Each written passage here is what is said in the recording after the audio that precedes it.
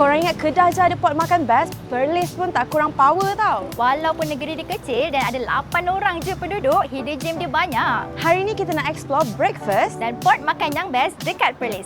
Jom!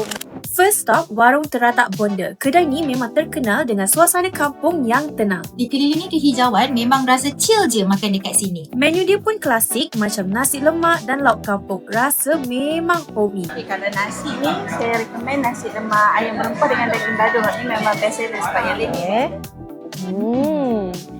Sedap. Lembut daging dia. Cuma bagi I, daging balado dia tu rasa pedas lah balado kan. So dia hujung-hujung memang rasa pedas. Cuma sambal dia tu memang okey je nak makan. Tak pedas, dia manis. Pekna dengan sambal sardin. I nak try dengan gulai ikan. Bismillah. Next, kita nak cuba pula dia punya roti puri. Ni roti puri dengan sambal sardin. And this one, roti puri dengan gulai ikan. Jom. So, untuk Warung Teratak Bonda, kita nak bagi rating 1, 2, 3, 9. Sekarang kita berada di Lorpak Cafe Dinding Perlis. Cafe ni vibe dia lebih moden. Dia tak ada pekerja pun dekat depan ni. Apa yang korang perlu buat, korang just order apa yang korang nak melalui dinding ni sahaja. Dia ada macam-macam air, contoh macam matcha strawberry, ice coffee Spanish dan macam-macam lagi. Jom kita cuba. Lorpak style chocolate latte. Ni ais matcha latte. Bagi I, dia punya chocolate latte macam kurang sikit sebab dia macam tak rasa coklat sangat. Untuk matcha latte dia plus, bagi saya dia biasa je. Tapi sedap tapi yang biasa sahaja. So kita nak rate Lorpak Cafe Dinding ni dalam kiraan 1, 2, 3, 5.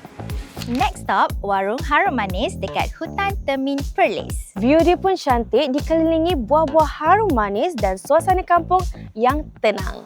Makan dekat sini memang rasa santai jauh dari hiruk pikuk. So dekat sini kita order cendol harum manis. Saya order pulut mangga harum manis. So, Jom kita try. kita makan sekarang.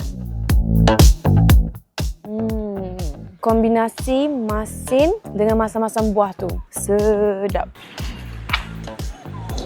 Dekat I, punya mangga manis. Tak ada rasa masam langsung. Literally manis. So memang best. Kita rate kita punya experience dan juga rasa harum manis dekat sini. Dalam kiraan 3, 2, 1. 9. Kita singgah Warung Cik Mak Mi Udang pula. Dekat sini memang terkenal dengan mi udang dia. Kuah pekat, rasa manis udang pun memang padu. Cuma saja satu yang patut kita order. Kalau nak rasa semua ada, boleh cuba yang ni, mi kuah halova. Tak pun mi kuah udang special. So kita ambil mi kuah halova. Ada udang, sotong, tulang. The best part is ada telur juga.